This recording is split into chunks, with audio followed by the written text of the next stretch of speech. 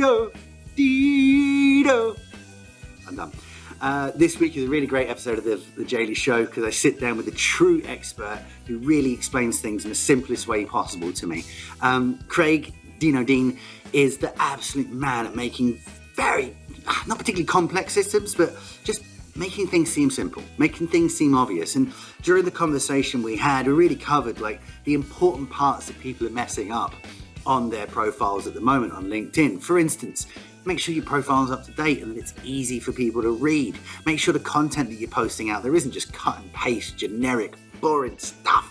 Make it hyper-personalized. Make it about you. Show your tone off. Just like if you're at a networking event and you walked up to someone and said, "Hi, my name's Jay." Well, use the same thing on LinkedIn. And like I say, Dino's just brilliant at making that nice and simple for us, making it real obvious, easy, actionable tasks to do, making it real simple, which I can't say enough. It makes it easy to do. It makes it easy to actually find success on LinkedIn.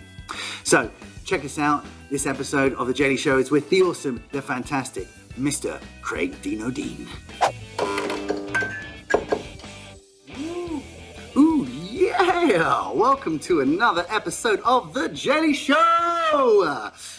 Thanks first and foremost for all your comments. I super appreciate it. You keep sending me different people to have on the show, and we are months and months ahead. We're well into 2022 now. However, if there is someone that you're desperate to hear me talk to, more importantly, talk at me, let us know, and we'll have them on the show in the future. One such person who was put in front of me, and since then, I just loved his content. It's been brilliant. I was saying before the show, I genuinely think that this guy has the best creator mode video on LinkedIn. Hell of a comment. However, let's talk to him and find out a little bit more of the lovely Craig Dino Dean. Hey. How you doing, Craig? I'm doing well, mate. Yourself? Yep, still kicking and screaming. So, for the people out there who are dumb enough not to be following you already, tell the people a little bit about yourself.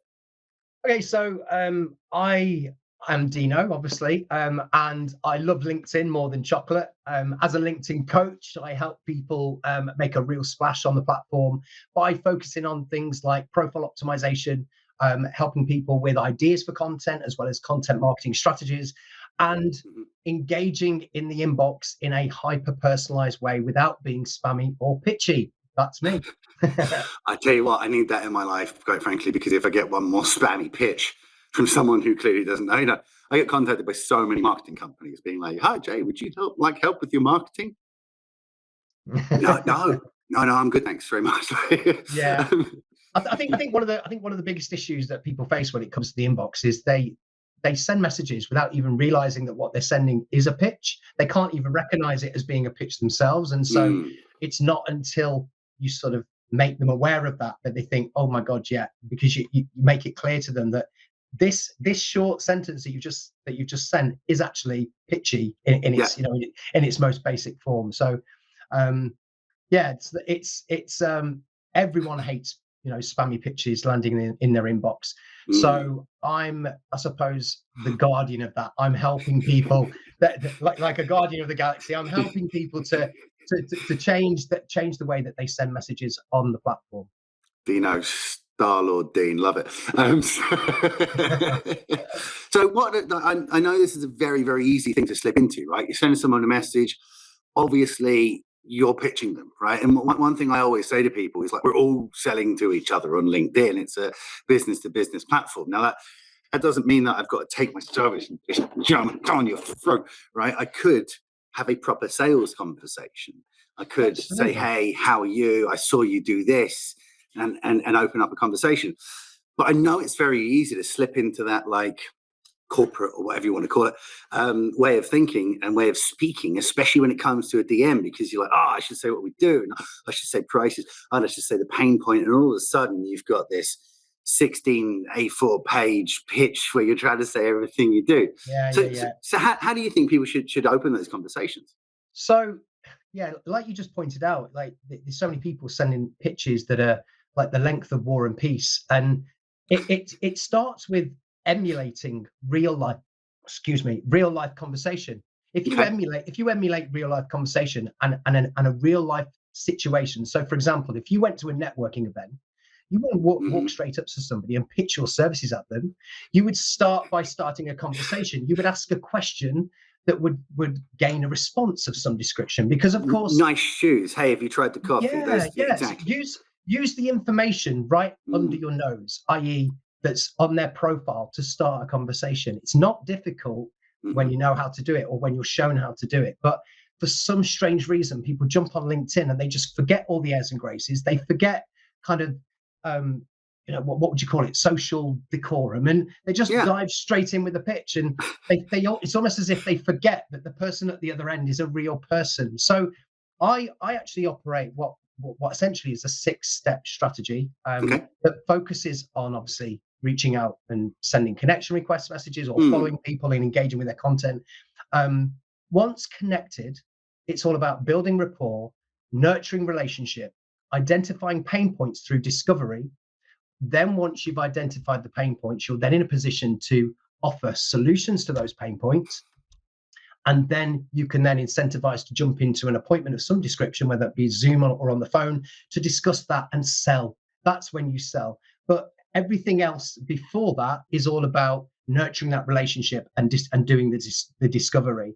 Can't agree more. So that's it in a nutshell. That's it in its rawest form. But obviously, we delve deeper, much deeper. So much so that we focus on things like, don't just send messages, send video DMs as well. Use the voice notes. I think it was Albert Morabian who talks about the rule of communication, and 7% of communication is made up of our spoken words.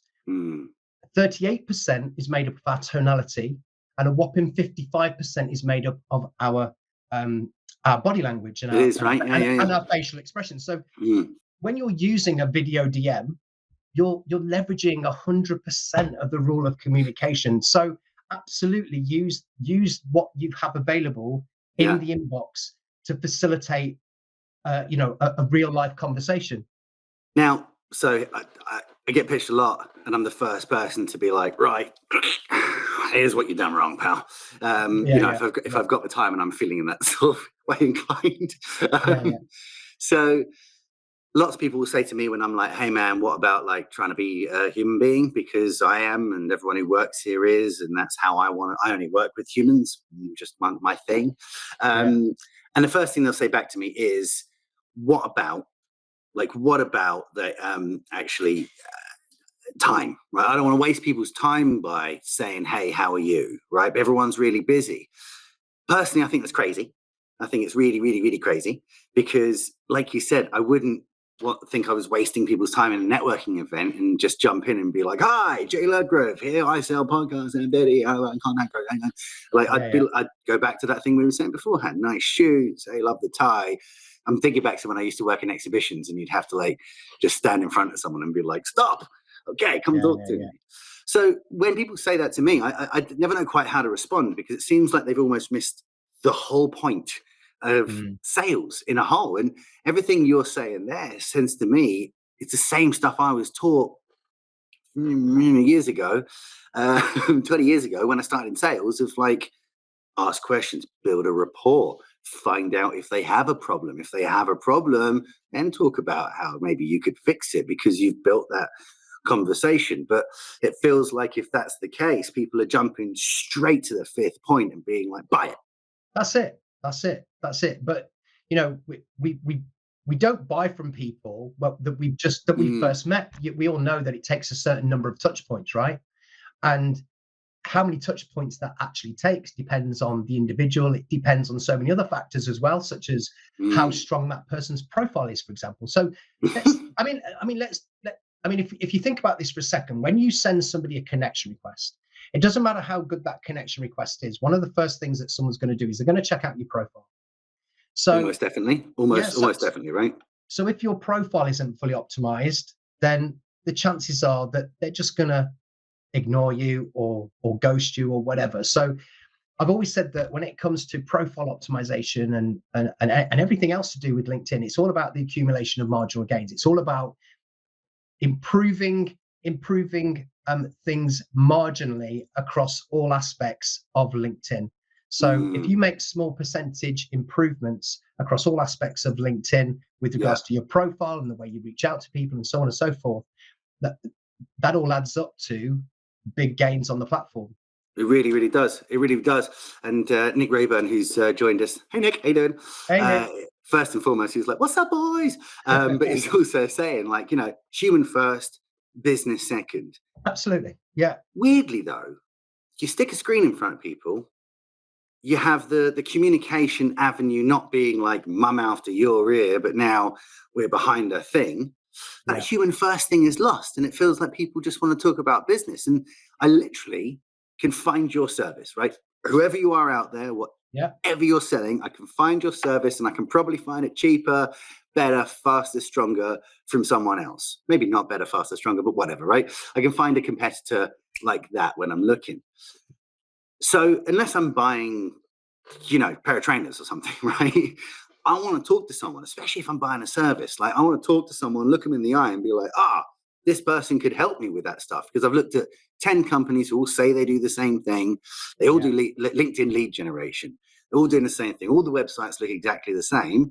The differentiator for me is the person. Absolutely. And the really curious thing is that this isn't a new business concept. It's not like this is a social thing that we're implementing now. 20 years ago, when I sat down behind a computer for the first time to do some sales, this was the whole thing that they talked about. Like, we're investing in you because we think you're a good enough person to go out and talk to people about my message. Yeah. But then when it can't, it just gets lost on social. It just goes back to that know, like, and trust thing again, doesn't it? Like, it's all about that. And I don't buy based on price. I buy based on how well I get on with the person who's selling the product. And do I trust them enough to consistently deliver that product or service? If 100%. I do, great news, I move forwards. Simple as that.